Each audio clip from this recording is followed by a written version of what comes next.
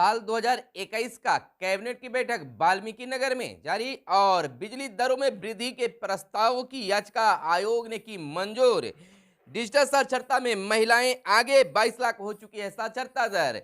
और पटना के गर्दनी बाग में वार्ड सचिवों का धरना जारी, पप्पू यादव के साथ राजद नेताओं का मिला पुरजोर समर्थन, होगा चक्का जाम। मनरेगा के मजदूरों को अब समय पर होगा पैसे की भुगतान। ओमिक्रोन 13 राज्यों में फैला, संक्रमित 200 से पार। कराची के हिंदू मंदिर में तोड़फोड़, एक गिरफ्तार। और बालू खनन में फंसे अफसरों के मददगार 2 इंस्पेक्टर नपे। स्वास्थ्य सुविधाओं के विकास पर 5 वर्षों में खर्च होंगे 6026 करोड़।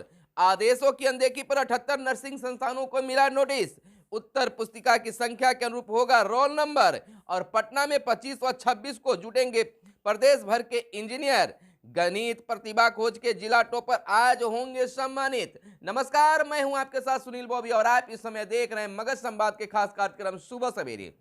सुबह सवेरे में हम खबरों को लेते हैं अखबारों के पन्नों से। अखबारों में क्या छपा है और क्या है आपके लिए काम की खबरें, तमाम खबरों को आपको बताने का काम करते हैं। लेकिन पूरी खबर को बताने से पहले आपसे आग्रह है कि अगर हमारे इस वीडियो को फेसबुक पेज पर देख रहे हैं तो फेसबुक पेज को लाइक कर ले, यूट्यूब चैनल पर देख रहे थे यूट्यूब चैनल को सब्सक्राइब कर ले, और वीडियो पसंद आए तो बंधु जरूर लाइक कर दीजिएगा। चलिए खबरों की सिलसिला आप शुरू करते हैं। मनरेगा के मजदूर जहां पैसे के लिए हो हंगामा मचाया करते थे, अब सरकार ने फैसला लिया है केंद्र से मिले 575 करोड़ बकाया मजदूरी का किया गया भुगतान। मनरेगा के मजदूरों को समय से होगा भुगतान। 5122 श्रमिकों को मिला 100 दिन का काम और 7544 ग्राम पंचायतों में चल रहा है काम। मनरेगा में 21.75 लाख योजनाएं ली गई है। राज्य में मनरेगा योजना के तहत सभी बकाया मजदूरी का भुगतान मजदूरों को कर दिया गया है। साथ ही आगे भी समय पर मजदूरों के भुगतान का रास्ता साफ कर दिया गया है। और इधर बिहार के साथ साथ पूरे देश में एक बार फिर से संकट की घड़ी आ रही है, यानी कि सांसद में है अपना देश और बिहार के लोगों को भी इससे बच के रहना चाहिए। ओमिक्रोन का असर देश में धीरे धीरे फैलते जा रहा है। ओमिक्रोन 13 राज्यों में फैला, हालांकि बिहार में भी एक भी इसके मरीज नहीं मिले हैं। संक्रमितों की संख्या 200 से पार हो गए हैं। 5 दिसंबर को ओमिक्रोन का पहला केस मिला था दिल्ली में। आपको बता दें कि 15 दिनों के बाद यह आंकड़ा 50 के पार जा पहुंचा है। बिहार अभी सुरक्षित है, लेकिन सरकार ने बीते दिन बिहार के मुख्यमंत्री नीतीश कुमार ने कहा कि ओमिक्रोन से लड़ने के लिए बिल्कुल तैयार हैं, किसी प्रकार की कोई कमी नहीं होगी। कोरोना का नया स्वरूप है ओमिक्रोन देश में तेजी से पांव पसारने लगा है। केंद्रीय स्वास्थ्य मंत्रालय के मुताबिक देश में मंगलवार को ओमिक्रोन संक्रमितों की आंकड़ा 200 से पार हो गया है। इसमें 54 यानी 1/4 मामले केरल दिल्ली में हैं। फिलहाल बिहार अभी ठीक ठाक है, लेकिन हमें घर में रहने की जरूरत है, भीड़भाड़ से बचना है और बाहर जाना है तो मास्क जरूर लगाना है। आपको बता दें कराची के हिंदू मंदिर में तोड़फोड़, एक गिरफ्तार। और दुस्साहस किया गया है नारायणपुर स्थित नारायण मंदिर में सोमवार शाम को हुई घटना। लोगों ने सरकार से हिंदुओं को सुरक्षा देने की उठाई मांग। और कलंक के खिलाफ अभियान जारी है, जहां बालू खनन को लेकर कई अफसरों के घर छापे पड़ रहे हैं, काफी संख्या में पैसे बरामद हो रहे हैं। वहीं बालू खनन में फंसे अफसरों के मददगार 2 इंस्पेक्टर नपे निलंबित किए गए। इंस्पेक्टर नसीम अहमद और ललन कुमार को किया गया निलंबित। गोपनीयता भंग करने और अभियोजन पक्ष को कमजोर करने का आरोप उन पर है। आपको बता दें कि इथेनॉल और सॉफ्ट ड्रिंक संयंत्रों में से मिलेगा 2000 को रोजगार। उद्योग की बात की गई है। राज्य मंत्रिपरिषद की मंजूरी के साथ ही बेगूसराय के ब्राउनी में सॉफ्ट ड्रिंक और आराम इथेनॉल की इकाई में उत्पादन शुरू होने में कोई शक सुबह अब नहीं रह गया है। इन दोनों औद्योगिक इकाइयों का उद्घाटन फरवरी मार्च में होगा।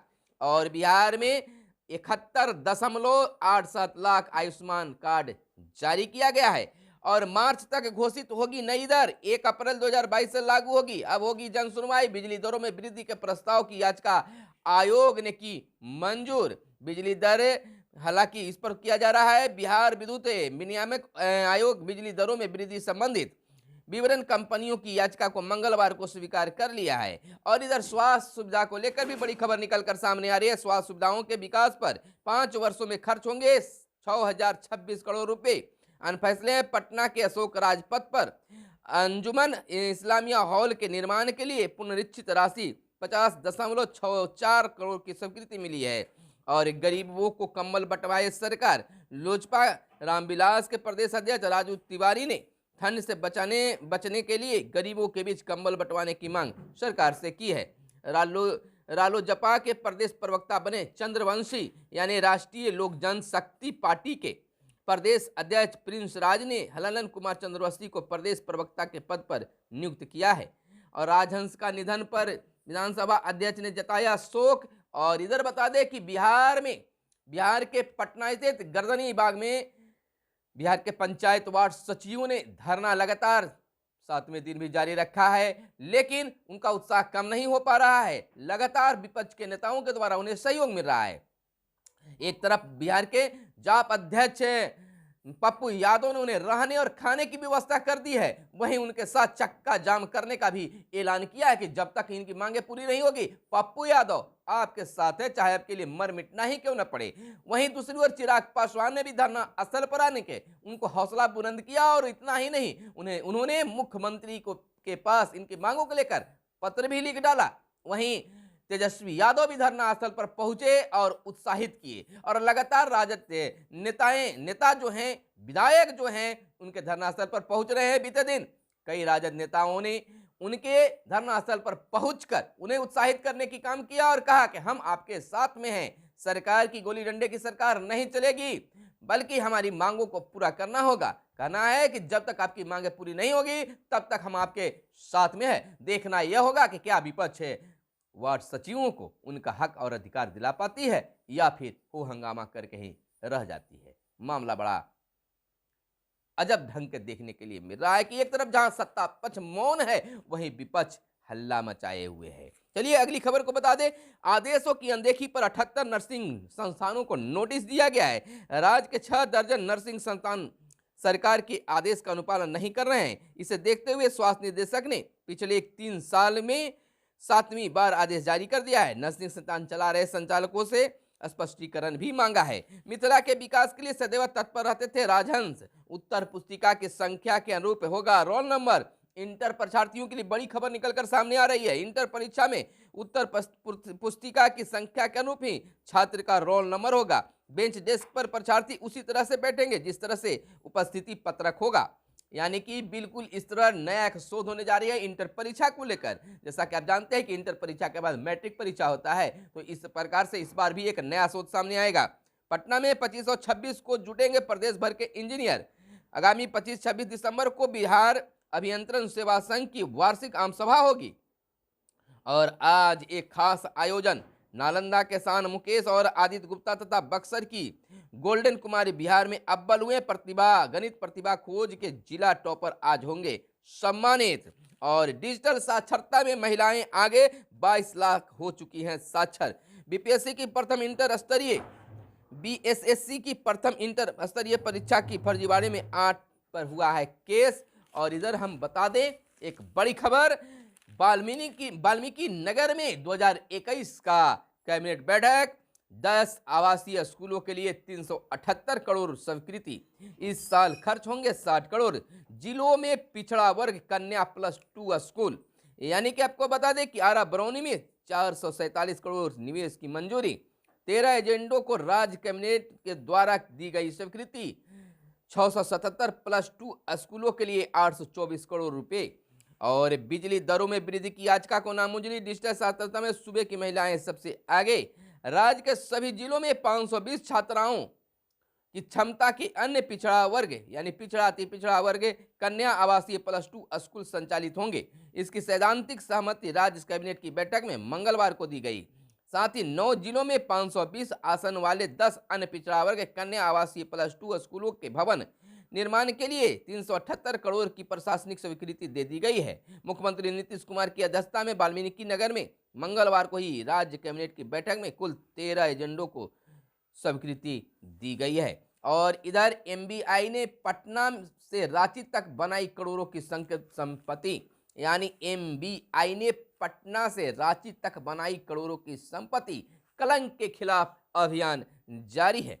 पटना में सेल कंपनी के जरिए खरीदी 2.25 करोड़ की जमीन। सीओ के 2 ठिकानों पर भी ईओयू की छापेमारी।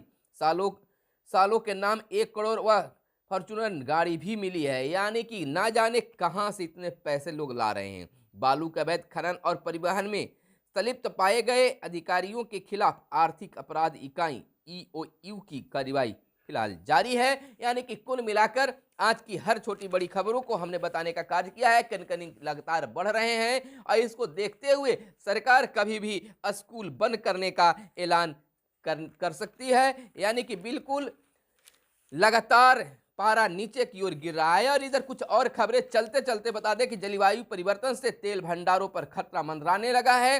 60 अरब बैरल तेल की पहुंच से दूर होगी। और भारतवंशी उजरा जिया को तिब्बत मुद्दे पर चीन से बातचीत का जिम्मा दिया गया है।